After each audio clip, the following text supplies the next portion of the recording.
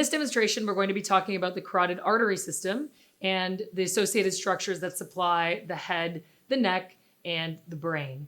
So the carotid artery system is composed of our common carotid arteries, the external and internal carotid arteries, as well as their branches.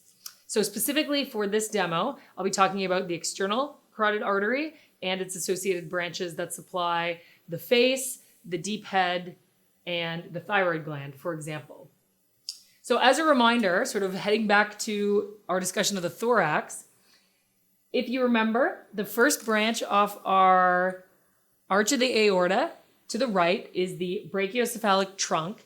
And so on the right, the brachiocephalic trunk is going to give rise to the right common carotid artery, as well as the right subclavian. Whereas on the left, we see the common carotid artery emerging directly off the arch of the aorta, and then the subclavian artery immediately sort of posterior to that. Okay? So if we take a look at this plastinated specimen, you can appreciate the common carotid artery that's going to be traveling superiorly, okay, through the carotid sheath. It's going to also travel with the internal jugular vein and the vagus nerve. Okay? Around the level of C4, it's going to bifurcate into our external carotid artery, which is more anterior, and the internal carotid artery. The internal carotid artery is going to head through the carotid canal of the cranium, and it's going to contribute to the anterior aspect of the circle of Willis.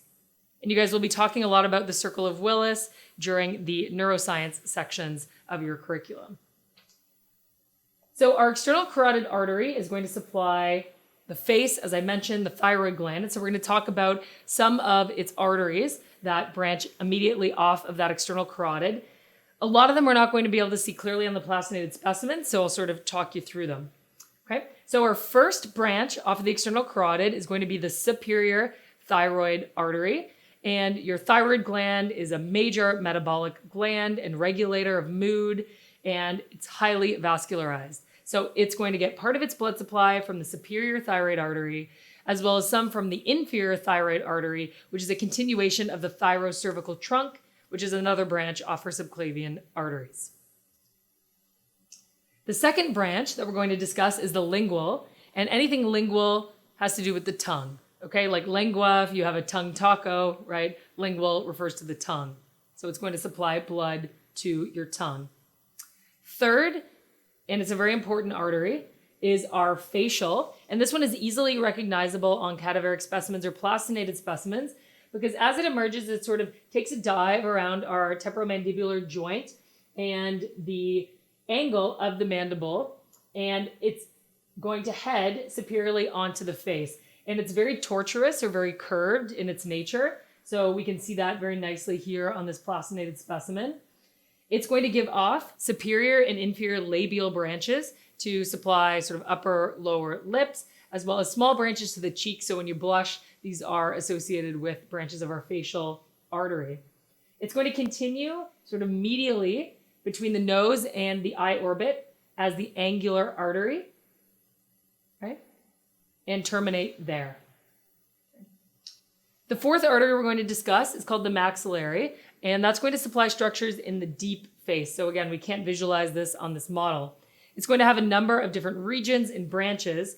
A really important one I want to draw your attention to is called the middle meningeal artery, and this is going to travel through the foramen spinosum of the cranium, and that's located just between your mastoid process and the styloid process of the cranium. So again, on your inferior aspect, we can appreciate mastoid process. This is where the styloid process would be, and it's a little foramen in between those two. And it's going to supply the dura of the brain, so specifically the dura mater, and it's actually going to travel between the two layers of dura, and because of the force of the blood pressure, it leaves little impressions on our parietal bones called the meningeal grooves. So if you take a look at your cranium, for example, it's not the best example, but there'll be little impressions from those middle meningeal arteries. Okay? All right, our fifth branch that we're going to discuss is the occipital branch, and it's going to supply some of the scalp structures on the occipital or posterior aspect of the head.